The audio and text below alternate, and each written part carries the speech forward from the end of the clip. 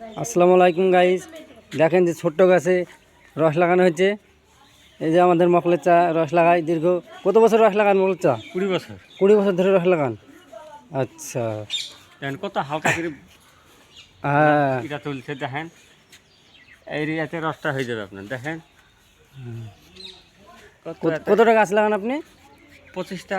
25টা? হুম, আচ্ছা, 25টা গাছে আনুমানিক মানে গুড় কতটা হয়? ক কিলো?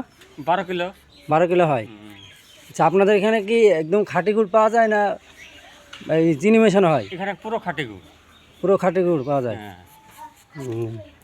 যে গুড়ের মানে কিলো কত করে ধরেন? 180 টাকা কিলো। 180? হুম, ঠিক আছে, যদি কেউ গুড় নিতে চান তো এই মকলের সাথে দেখা করবেন। পশ্চিম কাটাকোপড়া পশ্চিম মসজিদের কাছে, মাত্র 180 টাকা কিলো। গ্রাম কাটাকোপড়া। গ্রাম কাটাকোপড়া, সেটাই তো বলছি, গ্রাম কাটাকোপড়া। গুড় কেউ যদি নিতে চান তো আসবেন, 1 নম্বর করে 1 নম্বর খাঁটি গুড় পাবেন। এখানে সংগ্রহ হয়। হ্যাঁ, আচ্ছা ঠিক আছে।